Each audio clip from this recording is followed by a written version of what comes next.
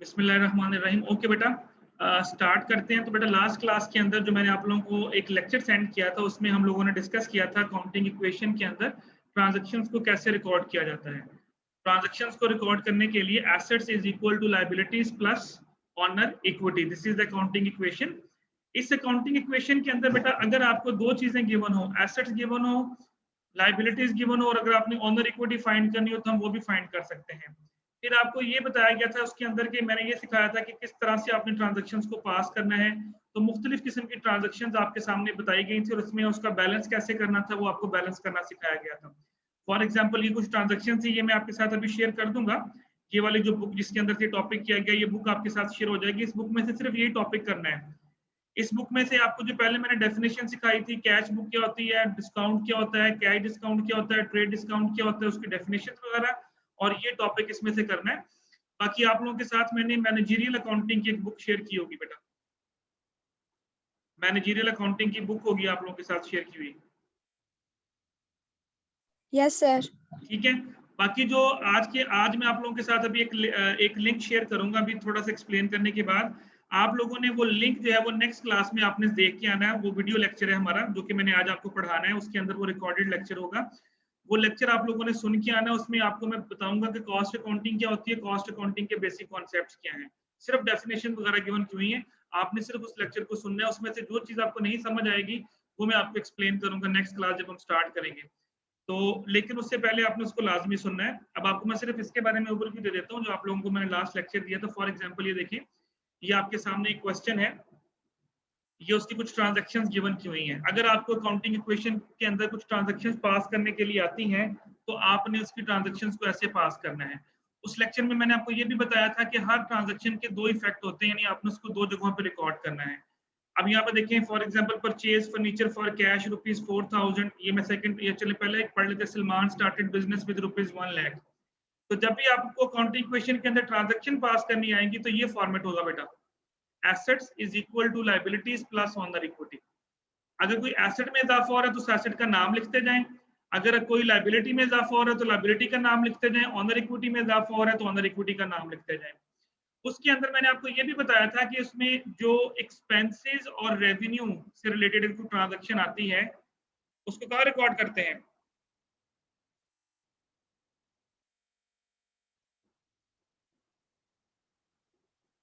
Honour equity में sir. Owners equity में। For example मैं कहता हूँ जी पेड रेंट, अब गौर से सुनिएगा, पेड रेंट ₹4000। अब आपने रेंट पे किया, इसका मतलब है कि आपकी पॉकेट से कैश जा रहा है, तो आपने एक तो कैश में से 4000 माइनस कर दिया।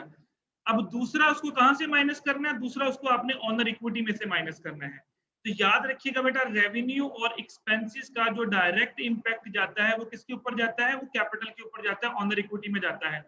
उसके अलावा जितनी भी ट्रांजैक्शन होंगे उसमें दो दो काउंट्स आते होंगे। फॉर एग्जांपल जिस तरह ये देखें, Salman started business with cash 1 lakh. अब सलमान ने एक बिजनेस स्टार्ट किया 1 लाख रुपए के साथ, तो इसका मतलब है कि 1 लाख कैश का इजाफा हुआ तो कैश में 1 लाख लिख दिया, और सलमान क्योंकि ऑनर है तो जब भी कोई चीज स्टार्ट ऑफ द बिजनेस में कोई चीज इंट्रोड्यूस होती है उसको कैपिटल बोलते हैं। तो ये देखिए उसने पहली ट्रांजैक्शन में क्या किया, एसेट्स के नीचे उसने एक हेडिंग लिखा कैश की, 1 लाख यहाँ लिख दिया और 1 लाख उसने कैपिटल में लिख दिया। परचेज फर्नीचर फॉर ₹4000, ये सारी ट्रांजैक्शन वहां एक्सप्लेन क्यों हुई है बेटा, जो लेक्चर मैंने आपको सेंड किया तो उसमें ये सारी ट्रांजैक्शन एक्सप्लेन थी। मैं सिर्फ आपको ओवरव्यू दे रहा हूँ। याद रखिएगा जो भी लेक्चर मैं आपको सेंड करता हूँ रिकॉर्डेड फॉर्म के अंदर बेटा, वो ऐसे ही लेक्चर जैसे मैं अभी आपको दे रहा हूँ। उस लेक्चर में और इस लेक्चर में कोई फर्क नहीं होगा। फर्क सिर्फ ये होगा कि आपको जो चीज नहीं समझ आएगी आपने उसको नोट कर लेना है। जैसे मैंने अभी एक क्वेश्चन पूछा आपसे कि अगर एक्सपेंसेस और रेवेन्यू का इम्पैक्ट चेक करना हो तो कैसे चेक करेंगे। अगर आपने वो लेक्चर सुना होगा तो उसमें मैंने एक्सप्लेन किया हुआ था उसको कैसे रिकॉर्ड करना है। जैसे भी आपने आंसर भी दिया फीमेल ने कि सर उसको हम ऑनर इक्विटी में ऐड करेंगे, उसका इम्पैक्ट चेक करेंगे। परचेज फर्नीचर फॉर कैश, देखिए जब भी कोई चीज परचेज करेंगे इसका मतलब है एसेट में इजाफा हो रहा है। कौन सा एसेट बढ़ा बेटा, यहाँ पे फर्नीचर का एसेट बढ़ा। तो ये फर्नीचर का बेटा आपने देखिए उसने फर्नीचर के नीचे 4000 लिख दिया, और दूसरी तरफ आपने क्योंकि फर्नीचर कैश पे खरीदा तो कैश में से उसने -4000 कर दिया। हर ट्रांजैक्शन के बाद आपने बैलेंस लाजमी करना है। जैसे ही आप ट्रांजैक्शन पास करेंगे साथ ही आप उसका बैलेंस कर लेंगे। जो चीज प्लस हो रही है उसको प्लस कर देंगे, जो चीज माइनस हो रही है उसको माइनस कर देंगे। और हर ट्रांजैक्शन के बाद दोनों साइडों का बैलेंस हमेशा इक्वल आना चाहिए। अगर आपका बैलेंस इक्वल नहीं आता दोनों साइडों का, इसका मतलब है कि आपकी जो ट्रांजैक्शन हैं वो ठीक नहीं है। अब बेटा पूछें, जो उस लेक्चर के अंदर ये सारी ट्रांजैक्शंस पास करनी आपको सिखाई गई थी, अगर किसी स्टूडेंट को किसी चीज की समझ नहीं आई तो बेटा आपके सामने ये ओपन है, बुक भी ओपन है, ये बुक आपके साथ अभी शेयर भी हो जाएगी। कोई चीज आपने पूछनी है तो पूछें बेटा, any one of you.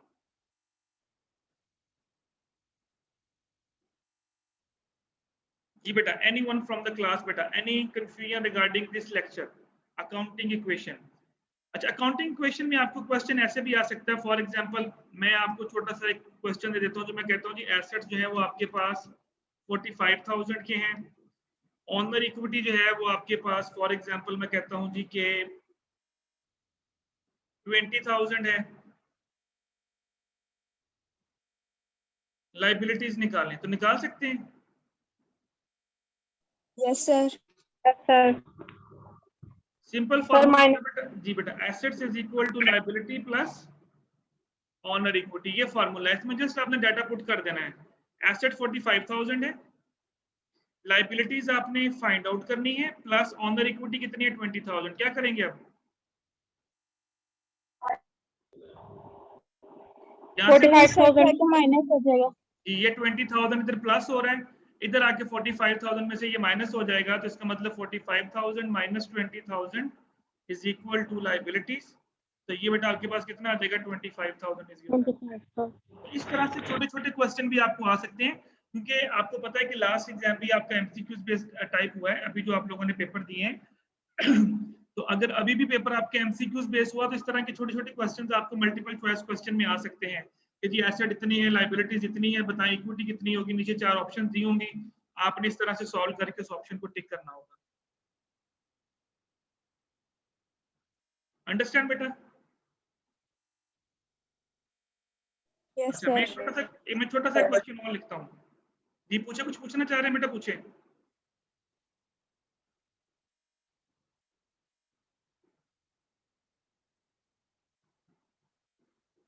Sir अगर आप ये क्वेश्चन देंगे हमें, तो हमने जिस तरह ये आपने अकाउंटिंग इक्वेशन है इसी तरह लिखेंगे ना, कि इसमें एसेट लिखेंगे, लाइबिलिटी और ऑनर इक्विटी के बारे में, मतलब इसी तरह इक्वेशन सारी बनाएंगे ना?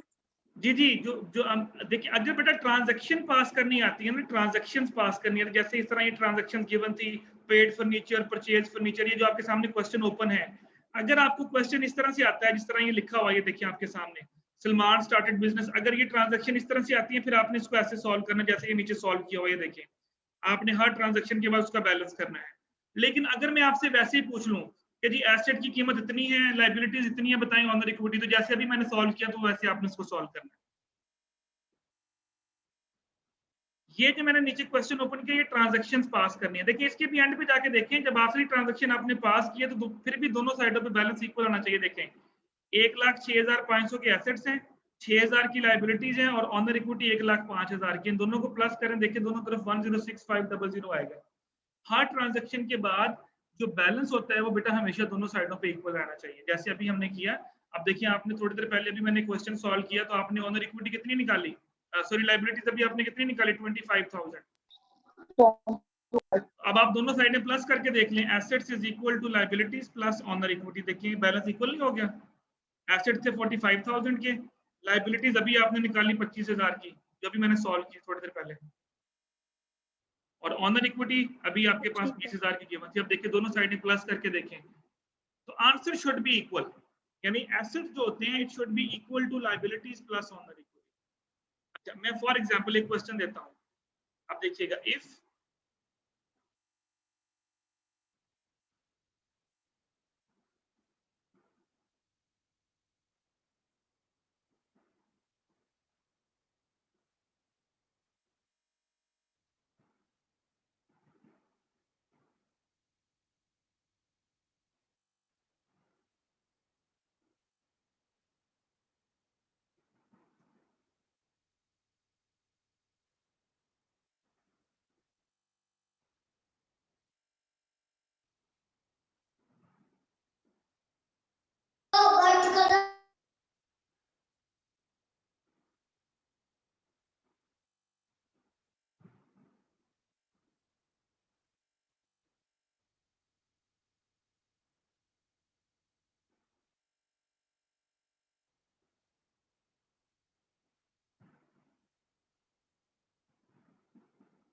Okay. If assets are 50,000 rupees, that is 1/4 of the owner equity. अब क्वेश्चन ये है कि calculate the missing one.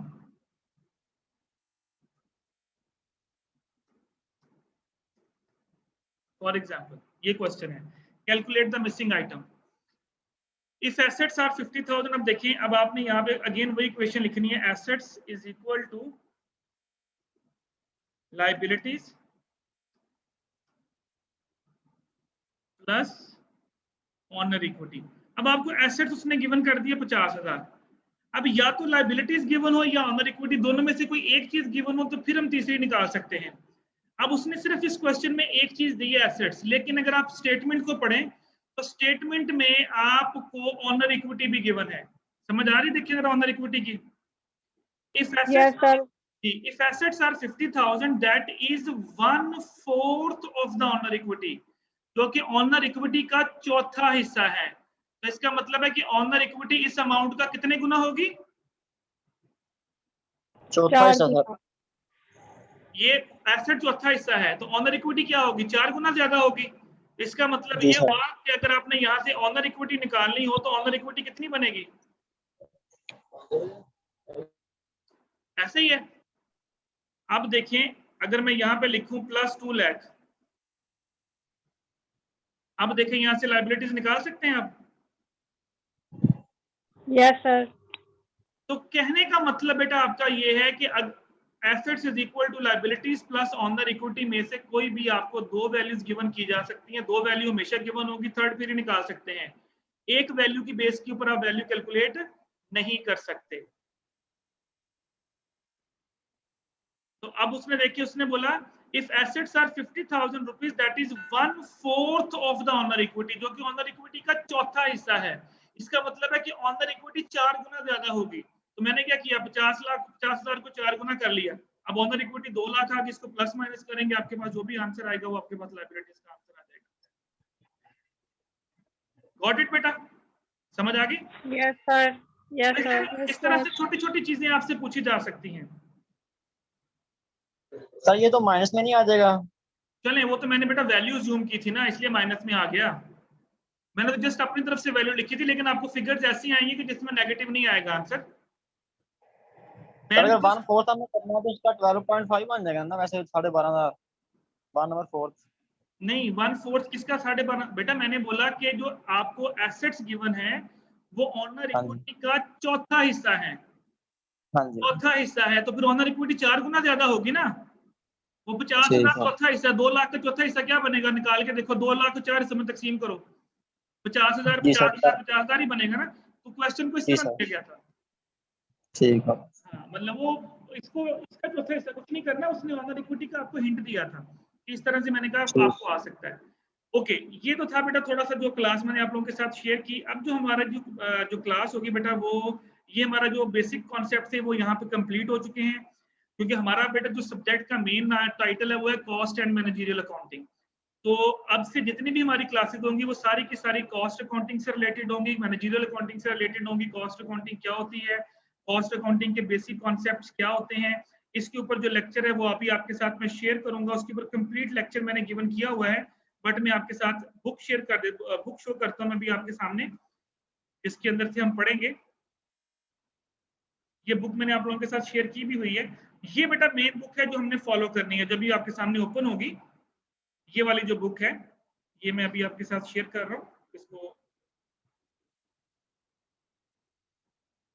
Okay, this is the book बेटा. इस बुक को हम फॉलो करेंगे थ्रू आउट द सेमेस्टर, और इसमें से सारे के सारे मैं कॉन्सेप्ट पढ़ाऊंगा. यानी अब जो हमारे जितनी भी लेक्चर्स होंगे वो सारे से सारे कॉस्ट अकाउंटिंग से रिलेटेड होंगे. मैं आपको ये बताऊंगा कॉस्ट अकाउंटिंग क्या होती है, पहले उसकी डेफिनेशन एक्सप्लेन करूंगा, और वो सारी की सारी इसी बुक में से एक्सप्लेन की जाएंगी.